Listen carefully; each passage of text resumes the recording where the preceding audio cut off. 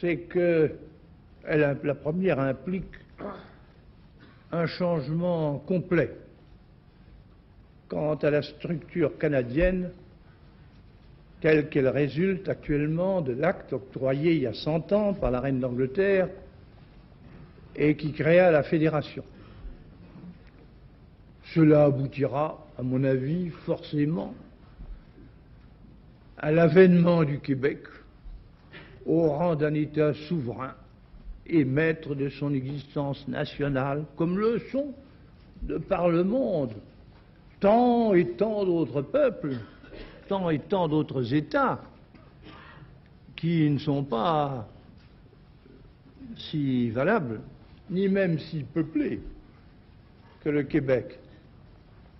Bien entendu, cet État du Québec aura librement et en égal à régler avec le reste du Canada les modalités de leur coopération pour maîtriser et pour exploiter une nature très difficile sur d'immenses étendues et aussi pour faire face à l'envahissement des États-Unis. Mais on ne voit pas comment les choses pourraient aboutir autrement. Et du reste, si tel est leur aboutissement, il va de soi aussi que la France est toute prête, avec un Canada qui prendrait cet aspect, qui prendrait ce caractère, d'entretenir avec son ensemble les meilleures relations possibles. Et la deuxième condition, dont dépend la solution de ce grand problème, c'est que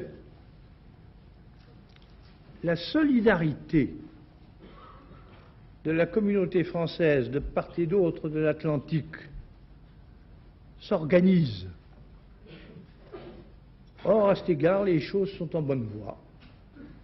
Et la prochaine arrivée, la prochaine réunion à Paris, nous l'espérons, du gouvernement du Québec et du gouvernement de la République doit donner une plus forte impulsion encore à cette grande œuvre française essentielle en notre siècle.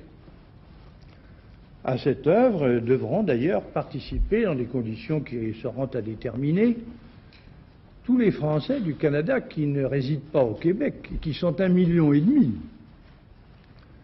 Je pense en particulier à ces 250 000 Acadiens qui sont implantés au Nouveau-Brunswick et qui ont gardé eux aussi à la France, à sa langue, à son âme, une très émouvante fidélité.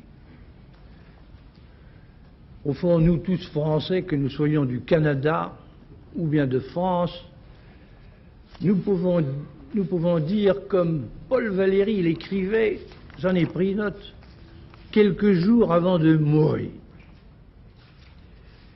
Il ne faut pas, écrivait Paul Valéry, que périsse ce qui s'est fait en tant de siècles de recherche de malheur et de grandeur et qui court de si grands risques dans une époque où domine la loi du plus grand nombre.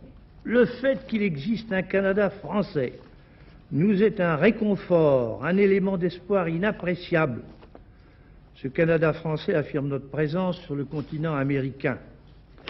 Il démontre ce que peuvent être notre vitalité, notre endurance, notre valeur de travail.